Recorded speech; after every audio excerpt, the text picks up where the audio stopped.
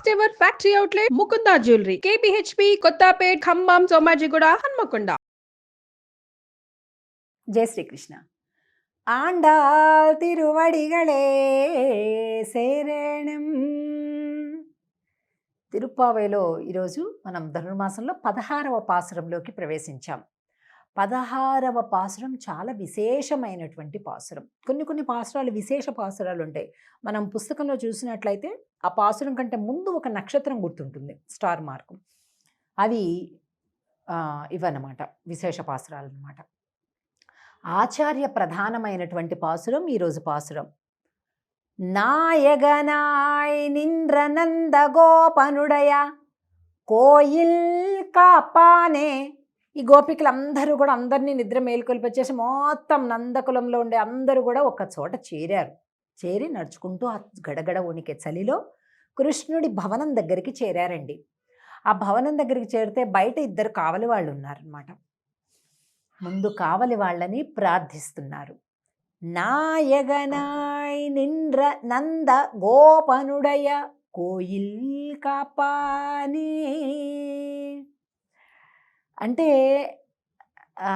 ఎవరి దగ్గర పని ఉన్నప్పుడు కానీ పెద్దలను కానీ ఎలా మాట్లాడాలి అనేది ఇందులో ఈ పాత్రలో చాలా చక్కగా తెలుస్తుంది. చూడండి, ఏ కాపలావాడా తలుపుది అలా అంటలేదు. అబ్బాబ్బాబ్బా, ఏమి భాగ్యమయ్యా మీది. లోకంలోని అందరినీ కాపాడేది ఎవరు? పరమాత్మ. పరమాత్మ ఎవరు? కృష్ణుడే. ఆ కృష్ణుడిని కాపాడేది ఎవరు? నందుడు తండ్రి. ఆ నందుణ్ణి కాపాడేది ఎవరు? ఈ భవనం. ఆ భవనాన్ని కాపాడేది ఎవరు? మీరు. ఏమి భాగ్యమయ్యా అంటున్నారు కదండి. ఎంత లాజిక్ చూడండి అసలు. అంటే వెంటనే వాళ్ళకి ప్లీజ్ అయిపోతారబ్బా, ఎంత మంచి మనుషులు, వీళ్ళకే సాయం చేద్దాం అని అనిపించేస్తుంది అనమాట. నాయగనాయ్ నింద్ర నంద గోపనుడయ కోయిల్ కాపానే. కోయిల్ అన్నారు చూడండి. కోయిల్ అంటే కోవెల. పరమాత్మ ఉండేది ఎప్పుడు కూడా కోవెలే. మీరు తమిళనాడుకి కేరళకి వెళ్ళండి, విష్ణు సంబంధమైనటువంటి ఆలయాలు కావాలంటే టెంపుల్ అని మందిరం అని ఏమన్నా అర్థం కాదు వాళ్ళకి. కోయిల్ కోయిల్ ఎంగే అంటే చెప్తారు అనమాట. అంటే ఆ కోవెల అనమాట. కోవెలనే కోయిల్ అట్లా అనమాట. కోయిల్ కాపానే కోడి తోన్రం తోరణ వాషల్ కాపానే. అంటే ఆ తోరణాలు ఉన్నాయి, మాకు పైన కట్టే గుమ్మానికి పైన ఉండే మకర తోరణం అంటారు కదండి, ఆ మకర తోరణ ద్వారాన్ని కూడా కాపాడుతున్నారు. ఏమి భాగ్యమయ్యా. ఈ ఇల్లు మామూలు ఇల్లునా, సామాన్యమైన ఇల్లునా? భగవంతుడిని కాపాడే ఇల్లు. ఆ ఇల్లుని మీరు కాపాడుతున్నారు. కోడితోన్రం పైన జెండా ఉంది. తోరణవాసల్ కాపానే.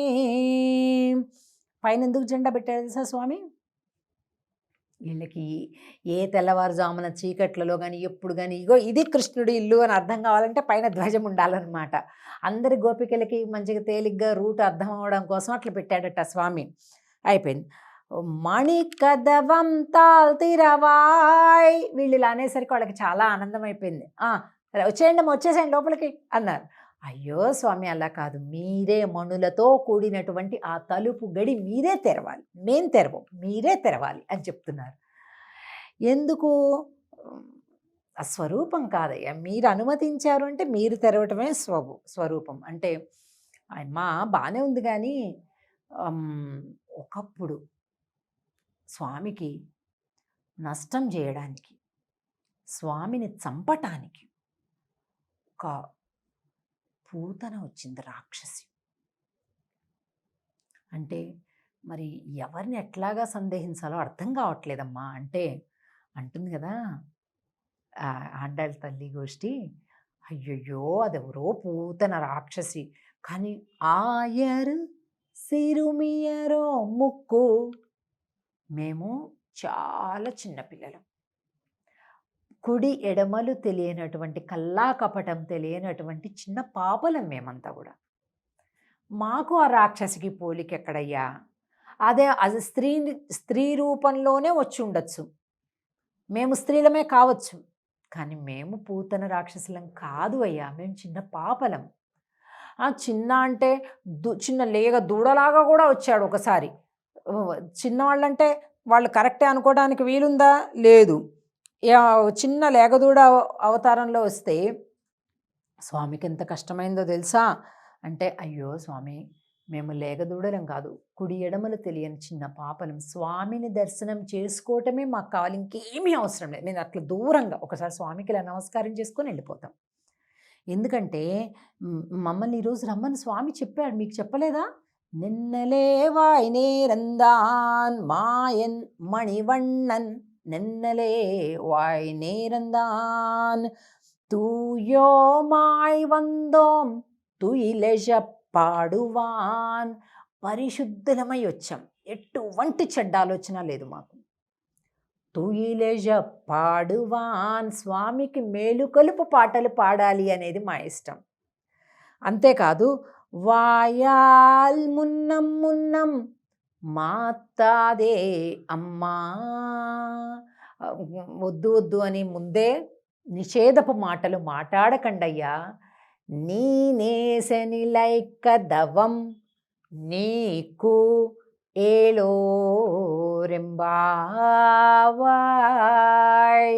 రెండు తలుపులు ఒకదానికొకటి దగ్గరగా చేర్చబడి ఉన్నటువంటి ఆ తలుపులను, మణులతో కూడినటువంటి ఆ గడులను స్వామి మీరే తెరవండి.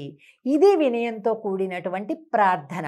మనకేదైనా ఒక పని ఒకళ్ళతోటి అవసరం ఉందంటే కాస్త తగ్గి, కాస్త మనల్ని మన గురించి మనం పరిచయం చేసుకొని, భావం శుద్ధిగా ఉండి ఇన్ని జరిగితే కానీ పని జరుగుతుంది. చూడండి, వాళ్ళు అనుమతించేశారు, తలుపు తీసేశారు, వీళ్ళందరూ కూడా లోపలికి ప్రవేశిస్తారు. రేపటి రోజు అంబరమే తన్నీరే అంటూ, అది కూడా చాలా గొప్ప పాసురం. స్వామి యొక్క దర్శనాన్ని, బలరాముడి దర్శనాన్ని, యశోదానందుల దర్శనాన్ని కూడా చేసుకుంటారు వీళ్ళందరూ కూడా. రేపటి పాసురం రోజు తిరిగి కలుద్దాం. జై శ్రీకృష్ణ.